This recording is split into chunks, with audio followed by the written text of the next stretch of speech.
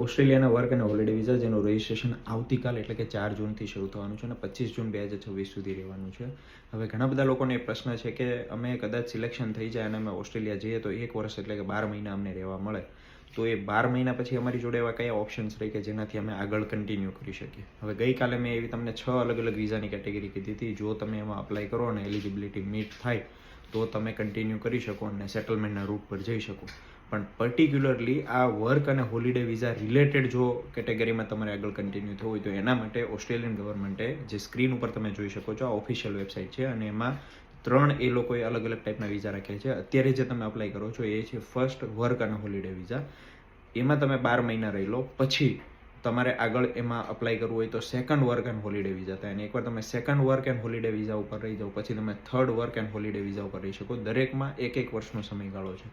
હવે હું તમને થોડું અહીંયા ડિટેલમાં બતાવી દઉં કે first work and holiday visa માટે આપણે 2 દિવસથી ઘણા બધા વિડીયોઝ બનાવીએ છીએ. એ બધી લાયકાત તમને ખબર છે. એમાં તમે જોઈ શકો છો કે સૌથી પહેલાં ફર્સ્ટ કોલમમાં આપણે જોવાનું છે કે 18 થી 30 વર્ષ, પાસપોર્ટ હોવો જોઈએ, બરાબર છે, તમે ત્યાં જઈને વર્ક કરી શકો અને તમે એકવાર જો ફર્સ્ટ વર્ક એન્ડ હોલિડે વિઝામાં તમારું સિલેક્શન થઈ જાય તો તમે ડાયરેક્ટ અપ્લાય કરી શકો second work and holiday visa ઉપર. પણ એના માટે થોડી કન્ડિશન્સ છે. હવે આપણે કન્ડિશન્સ જોઈએ કે સેકન્ડ વર્ક એન્ડ હોલિડે વિઝામાં કેવી કન્ડિશન છે. તો વચ્ચેનું જે કોલમ છે એમાં તમે જુઓ લખ્યું છે લાયકાત કે યુ મસ્ટ હેવ પાસપોર્ટ તો હોય જ તો જ first work and holiday visa મળ્યા હોય. તમે કોઈ પણ પ્રકારનું કામ કરી શકો. હવે કન્ડિશન છે કે you must have completed 3 months, એટલે first work and holiday visa છે એમાં 3 મહિના તમે રહેલા હોવો જોઈએ, પણ આપણે તો 12 મહિના રહેલા છીએ તો એ કન્ડિશન પણ ફૂલફિલ થઈ જાય, બરાબર. અને second work and holiday visa મારો તો લાસ્ટ પોઈન્ટ જો શું લખ્યું છે, you can apply for third work and holiday visa, એટલે તમે ત્રીજા વર્ક એન્ડ હોલિડે વિઝા ઉપર પણ અપ્લાય કરી શકો. તો એમાં હવે આપણે ત્રીજા ઉપર જઈને એની કન્ડિશન જોઈ લઈએ. જો સૌથી પહેલાં પાસપોર્ટ લખ્યો છે, તમે કોઈ પણ કામ કરી શકો. You must have completed 6 month, એટલે second work and holiday visa ઉપર 6 મહિના જો તમે રહેલા હો તો તમે થર્ડ ઉપર કરી શકો. એટલે ફર્સ્ટ ઉપર તમે 3 મહિના રહ્યા હો તો તમે second work and holiday visa ઉપર અપ્લાય કરી શકો અને સેકન્ડ ઉપર 6 મહિના રહેલા હો તો તમે third work and holiday visa કરી શકો. એટલે તમારે એવું કરાય કે જો સિલેક્શન થાય તો 1 વર્ષ થાય, 1 વર્ષ પછી તમે સેકન્ડ વર્ક ઉપર અપ્લાય કરી શકો. એમાં બેલેટની સિલેક્શનની જરૂર નથી, એવું કંઈ મેન્શન નથી કર્યું. અને સેકન્ડ ઉપર રહી જાવ એટલે તમે થર્ડ ઉપર અપ્લાય કરી શકો. આના પછી મેં તમને જે કાલે 6 અલગ અલગ વિઝાની કેટેગરી સમજાવી હતી એ વિડીયો આખું હું તમને મોકલી દઉં, એ એકવાર સાંભળી લો.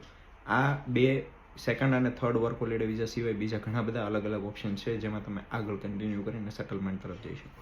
Hope you like this. આ ઓફિશિયલ વેબસાઇટ હું તમને કોમેન્ટ કરીને લિંક મોકલી દઈશ. તમારે એને ટ્રાન્સલેટ કરીને સમજવું હોય તો ગૂગલ ટ્રાન્સલેટમાં ઇંગ્લિશ ટુ ગુજરાતી સિલેક્ટ કરી અને કંટ્રોલ એ કરીને આખું પેસ્ટ કરજો એટલે તમને આખું મેં જે તમને એક્સપ્લેન કર્યું એ બધું મળી જશે. પ્રશ્ન એ આવે છે કે જો તમારું સિલેક્શન થાય અને તમે ઓસ્ટ્રેલિયા જાઓ તો પછી તમારે જોડે 12 મહિના છે. 12 મહિના પછી તમારે જો ઓસ્ટ્રેલિયામાં જ રહેવું છે તો એવા કયા અલગ અલગ વિઝા છે જેમાં તમે રહી શકો, એ વિઝાના હું નામ તમને આપીશ અને જો સારો રિસ્પોન્સ રહેશે તો હું દરેક ઇન્ડિવિજ્યુઅલ કેટેગરી ઉપર 1 કરતાં વધારે વિડીયોથી તમને માહિતી પહોંચાડવાનો પ્રયત્ન કરીશ. હું તમારો ઇન્ટરેસ્ટ સૌથી પહેલાં જાણું છું અને મને લાગે કે તમે ઇન્ટરેસ્ટેડ છો તો હું એમાં વધારે મહેનત કરું છું. સૌથી પહેલી કેટેગરી છે ટેમ્પરરી સ્કિલ શોર્ટેજ, સબ ક્લાસ 482. એના પછી છે સેકન્ડ એમ્પ્લોયર નોમિનેશન સ્કીમ, સબ ક્લાસ 186. એના પછી ત્રીજી છે સ્કિલ ઇન્ડિપેન્ડન્ટ, સબ ક્લાસ 189. હું જોડે સબ ક્લાસ એટલે બોલું છું, તમારે જો કદાચ જાતે સર્ચ કરવું હોય તો તમે કરી શકો. આમ તો હું દરેક વખતે official information website screen record કરીને તમને શેર કરીને બતાવું છું. મારો ગઈકાલનો વિડીયો છે એમાં બહુ સારો રિસ્પોન્સ છે, 500,000 જેટલા વ્યૂઝ છે, એટલે તમે જોઈ લેજો. હું વિધાઉટ પ્રૂફ કોઈ પણ ફાકાચીકી નથી કરતો.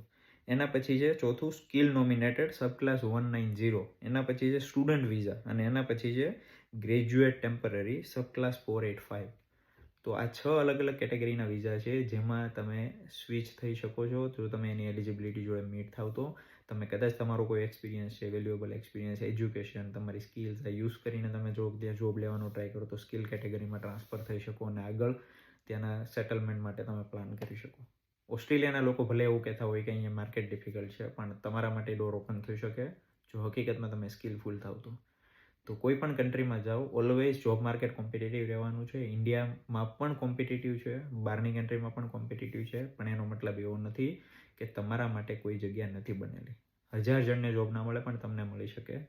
પણ $25 ખાલી, એટલે કે ઇન્ડિયાના 2300 થી 2500માં જો આપણને જવા મળતું હોય તો શું લેવા આપણે અત્યારે એજ્યુકેશન ફી અથવા સ્ટડી ફી બગાડવી પડે? પછી જરૂર પડશે ને સિલેક્શન થશે તો ત્યારે 1 વર્ષ પછી સ્ટડી વિઝામાં સ્વિચ થઈ જવાનું, કદાચ કે કોઈ કેટેગરીમાં ના મળે તો.